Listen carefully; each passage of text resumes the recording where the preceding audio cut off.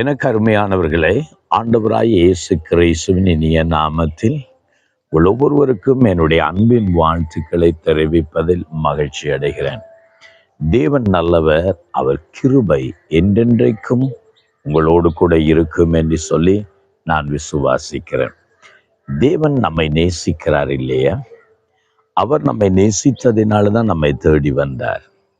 அவர் நம்மை நேசித்ததினால தான் நம்மை தெரிந்து கொண்டார். அவர் நம்மை நேசித்ததினால்தான் தம்முடைய ஜீவனை நமக்காக கொடுத்தார். நாம் அடைய வேண்டிய தண்டனை, நாம் அடைய வேண்டிய ஆக்கினை தீர்ப்பு எல்லாவற்றையும் அவர் தம்மேல சுமந்து கொண்டார். அதனாலதான் வேதம் சொல்லுகிறது, நாம் பாவிகளாயிருக்கையில் கிறிஸ்து இயேசு நமக்காக மரித்ததினால் அவர் நம்மேல் வைத்த அன்பை விளங்க பண்ணினார். உங்களை நேசிக்கும் ஒரு தேவன் இருக்கிறார். ஹல்லேலூயா. சில வேளைகளில் உலகத்தில் இருக்கிற மனிதர்கள் உங்களை வெறுத்து தள்ளலாம், உங்களை புறக்கணிக்கலாம், உங்களை உதாசீனப்படுத்தி உதறி தள்ளிவிடலாம். ஆனால் உங்களை நேசிக்கிற ஒரு தேவன் என்றென்றைக்கும் இருக்கிறார் என்பதை மறந்துவிடக்கூடாது. அந்த தேவன் உங்களுக்காக தன் ஜீவனை கொடுத்தார். அந்த இயேசுதான் நமக்கு சொன்னான், நான் உங்களை மேல் அன்பாய் இருக்கிறேன் என்று சொன்னான். ஆம், எனக்கு அருமையானவர்களே, தேவன் நம் மேலே அன்பாய் இருக்கிறார் என்பது எவ்வளவு ஒரு நல்ல செய்தி. இந்த உலகத்தில் எத்தனையோ பேர் நான் உன்னை நேசிக்கிறேன் என்று சொல்லலாம், ஆனால் அந்த அன்பு மாறி விடுகும், அந்த அன்பு சில வேளை தணிந்து விடுகும். ஆனாலும் தேவனுடைய அன்பு ஒரு நாளும் மாறுவதே இல்லை. ஆமென். அவருடைய அன்பு ஒரு நாளும் நம்மை மாறுவதே இல்லை. யோவான் சுவிசேஷம் 3வது அதிகாரம் 16வது வசனம் நமக்கு இப்படி சொல்லுகிறது, தேவன் தம்முடைய ஒரே பேரான குமாரனை விசுவாசிக்கிறவன் எவனோ அவன் கெட்டு போகாமல் நித்திய ஜீவனை அடையும்படி அவரை தந்தருளி இவ்வளவாய் உலகத்தில் அன்பு கொண்டார் என்று. ஆம், ஒருவரும் கெட்டு போகாமல் எல்லாரும் நித்திய ஜீவனை அடைய வேண்டும் என்று அவர் தம்முடைய அன்பை நமக்கு தெரியப்படுத்தினார். ஒரு தகப்பனுக்கு 2 குமாரர்கள் இருந்தாருங்க. அதுல ஒரு நாள் இளையவன் தகப்பனிடத்தில் வந்து சொன்னான், எனக்கு செய்ய வேண்டிய ஆஸ்திகள் எல்லாம் கொடுத்துடும், நான் எனக்கு வேண்டிய எல்லா பங்கையும் பிரித்து தந்து விடும் என்று நினைக்கிறேன். பிடிவாதமா நின்றிருப்பான், தகப்பனை போட்டு நச்சரித்து இருப்பான், சண்டை போட்டு இருப்பான். எப்படியோ அவனுடைய சொத்தை அவன் வாங்கி கொண்டான். அந்த சொத்தை வாங்கி கொண்டவன் அவன் தகப்பனை விட்டு கொஞ்ச காலத்துக்கு பின்பாய் தூரமாய் போனான்.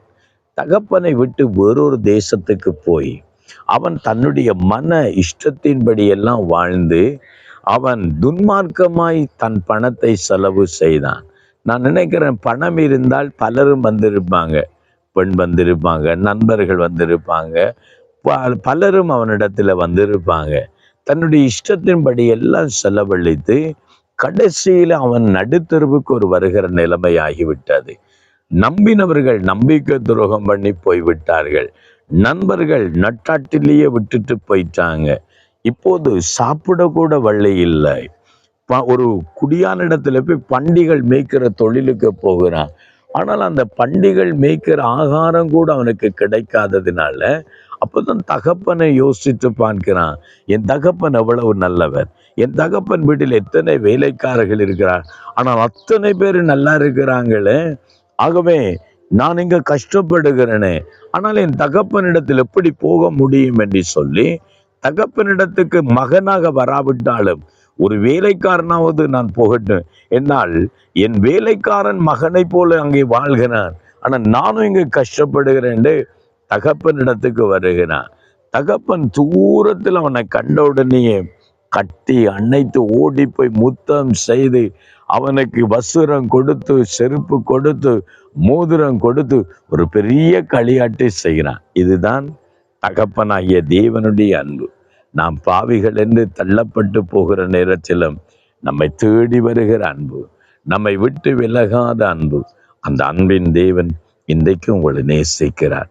என்னை நேசிக்க யாரும் இல்லை என்று நினைக்கிறீங்களா? உங்கள் வாழ்க்கையில ஐயோ நான் இவ்வளவு துயரப்படுகிறேன்னு நினைக்கிறீங்களா? மனித அன்பினாலே நீங்கள் ஏமாற்றப்பட்டு கைவிடப்பட்டு நிற்கிறீர்களா? உங்களை நேசிக்கிற அன்பின் தேவன் அவரிடத்தில் எப்பொழுதும் வரலாம். பாவி என்று உங்களை தள்ளாத அன்பு, ஏழை என்று உங்களை வெறுக்காத அன்பு, இன்றைக்கும் மாறாத அன்பின் இயேசு இன்றைக்கு உங்களை அழைக்கிறார். ஜெபம் பண்ணுவோமா? கண்களை மூடுவோமா?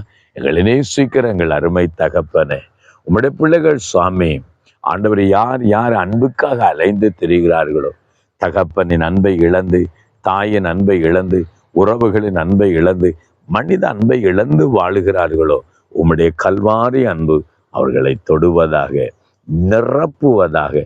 பாவி என்று தள்ளாதவரே, இளையென்று வறுக்காதவரே, உம்முடைய அன்பினால் உம்முடைய பிள்ளைகளை ஆசீர்வதித்தல்லும். இந்த சத்தியத்தை புரிந்து கொள்ளட்டும். உம்முடைய அன்பு அவர்களை ஆளுக செய்யட்டும். இயேசுவின் நாமத்தினால் ஜெபிக்கிறோம் நல்ல பிதாவே. ஆமென், ஆமென், ஆமென். கருமையானவர்களே, உங்களை நேசிக்கும் இயேசுவின் அன்பு மாறாதது. மறந்து விடாதீர்கள். God bless you.